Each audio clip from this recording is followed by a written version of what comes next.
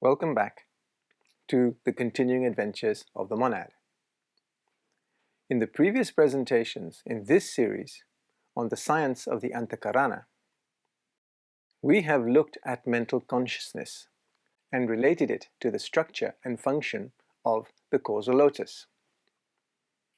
There are, however, 7 states of consciousness that a monad is capable of experiencing as it evolves through the solar system. Notice here that we are talking about the whole of the cosmic physical plane, not just our passage through one particular kingdom of nature. Let us recap what we have already discussed about the mental plane. The first level of awareness is found in our mental envelope, 47, 4-7. This is the bisected half of the mental envelope that dwells on the first triad.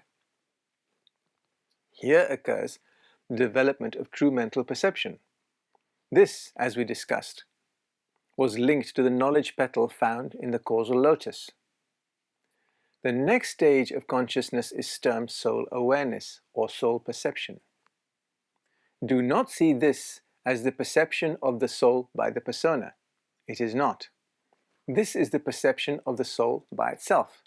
So, how do we come to know of it if it is occurring at the soul level, which is on the second triad? In time, this soul perception is registered in the lower mind, what we commonly regard to be our mental envelope. This is not the usual mode of perception we are used to. This soul perception is linked to the unity petal of the causal lotus. The last type of mental awareness associated with the mental plane is higher abstract awareness. This is initiated by the will petal of the causal lotus and results in the unfoldment of intuition and the recognition by the lower mind of this intuition. All this consciousness development occurs within us as we traverse the fourth kingdom of nature as human beings. This has taken us from plane 49 to plane 47. However, there are 4 more planes above this, just within the confines of our solar system, and we will evolve through all of them. So, what does mental consciousness look like on these higher planes of matter? We look at our model of the triad structure that was constructed for us by the Devas for inspiration as we enter our journey as quaternary matter on the cosmic physical plane of matter.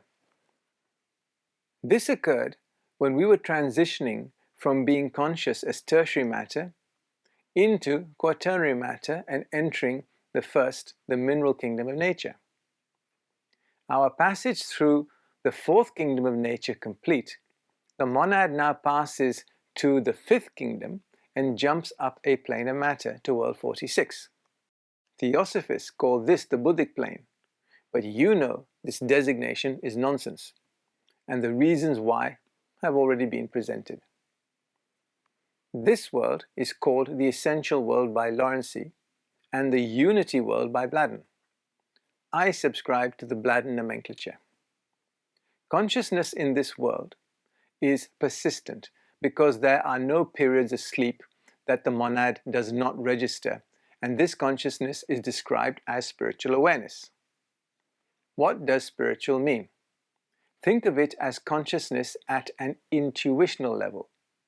This consciousness is perceptive and is where the hierarchy perceives things from.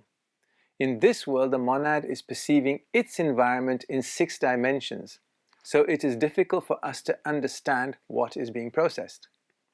What we do know is that monads of this world have unity consciousness and are aware of other consciousness fields around them and can learn from and transfer their knowledge and ideas instantaneously. This is the 4th or middle stage of consciousness development. We have 3 more to go within the solar system. Moving along our schematic, we arrive at the last triad structure on the middle triadic level, which is the triad focused on consciousness development. This is world 45. Monads here are referred to as 45 selves. It is on this plane that we find the masters, though not many monads at this level of consciousness development take on the task of serving as masters for the development of human consciousness. The established terminology for describing consciousness in this world is Atmic consciousness. We, however, use the designation lower spiritual because we know that the envelope used by a monad functioning in this world is half of a greater structure that has its head on the triad above. This is a repeat of the situation we have with our mental and causal envelopes. Therefore, we are dealing with a higher and lower envelope. The envelope itself was termed the spiritual envelope by Bladden, and that is how it is recorded in the diagram. Here is why it makes sense to call this a spiritual envelope, because when consciousness is discussed here, it is called spiritual will. This will is experienced in this envelope on both the second and third triads, as this envelope straddles both.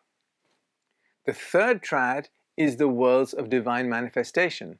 Hence, this is how it is referred to, not as the monadic plane, as the Theosophists do. We are well and truly into the realms of nirvana on this plane, and there is very little that we can say about what consciousness means at this level other than it must be groovy. On plane 45, we have 7 dimensions to work with. The spiritual plane is part of the 5th kingdom of nature, along with the unity plane. We move up another plane of matter and enter the 6th kingdom of nature. We are now in the realms occupied by the Chohans. A monad on this plane is aware of all that is occurring on their own plane and all the planes below them, right down to plane 49. This is what unity consciousness is all about. There is one more plane to go before we run out of planes in our solar system. As happened with the mental and spiritual envelopes, the next plane has a split. This is very significant, as the lower half of this envelope, the monadic envelope, is not only divided again, but its lower half is one of the 9 nodes of the triadic structure, and the rest of it is outside this triadic structure. Most esotericians call this the logoic plane, but we use the term monadic here, not on the plane below. Consciousness on this plane is described as being divine, and by divine is meant being conscious of all the goings-on in the whole solar system. This is not just linked to our planet, but all the other planets and those aspects of solar consciousness that are active within the solar system itself. To move from the lower to the higher monadic envelope, the monad takes the I-7. This is where you find our Manu, World Teacher, and Mahakohan. They operate in 9 dimensions. Impressive stuff. It is worth mentioning here that back on our planes, starting with the emotional world, we are objectively conscious when we go there during our sleep. Here we see and experience things in 4 dimensions. Most of us only get to experience the mental world subjectively on our journey back to the causal envelope. This is where we rest between incarnations. In our mental envelopes, we operate in 5 dimensions. So, although we have spoken about 7 levels of mental development, our concept of what mental is only has objective expressions in 3 subplanes of matter we observe on plane 49. When we translate the machinations of our mental envelope and process its deliberations in our physical etheric brain, we are cognizant of only a fraction of what is being experienced in the mental envelope itself. In that envelope, we are currently only linked to the knowledge petal, situated in our causal envelope. The other 2 petals are yet to unfold. But that is what building the Antahkarana is all about.